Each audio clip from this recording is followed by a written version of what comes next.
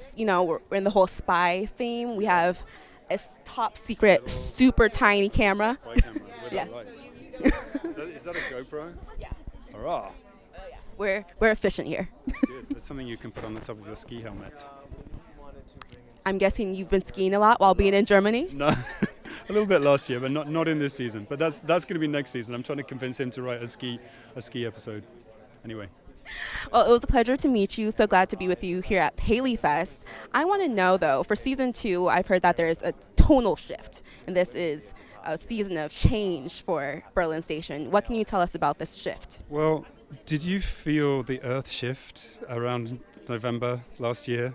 There was like an earthquake in the world. So our show really felt the same earthquake, and we, whatever these guys were planning to write, they had to completely about turn. And so we've really adhered to world politics and tried to be as on point as possible with what's happening with the rise of the far right. That's our story.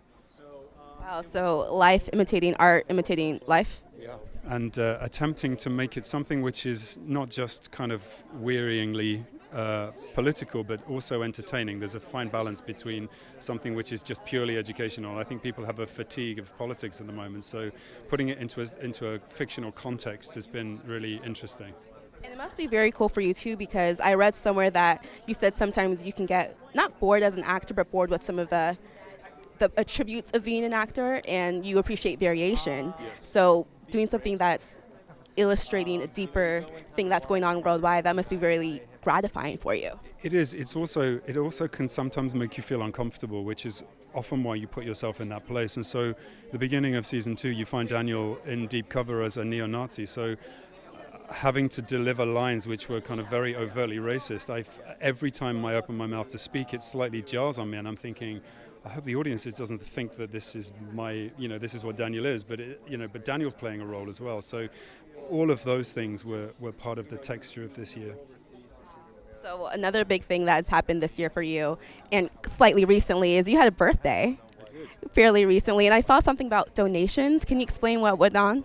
I represent a number of charities in terms of fundraising, and when people spend a couple of dollars or a couple of pounds to send me a birthday present or a card, I tell them don't do that, just donate to these charities. And it's been going for a few years now on justgiving.com, and we hit about £91,000, so we're very happy about that.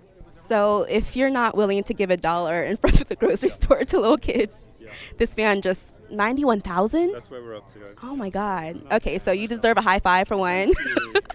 And I have another question, because you've also been on set of Ocean's 8, and I heard that you had 24 hours to prepare. How does that happen? You've done good research. I don't know how it happens, but you'd get the phone call and you read this. I was reading the script as I was driving down to the airport to get on the plane, and but it's great. It means you have to make very fast decisions, and then within 48 hours, I'm sitting in a green room in the middle of the night with Anne Hathaway, Sandra Bullock, Kate Blanchett, Rihanna, Mindy Kaling. No one special. Seriously, that cast is mind-blowing. So yeah, it was a brilliant whirlwind and a pleasure. Yeah. Awesome. Well, can't wait to see that. But going back to Berlin Station, so I'm preparing to become a spy.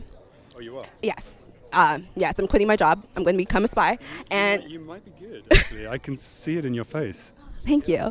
So I need one quick tip on how to become the perfect undercover spy. Don't blink.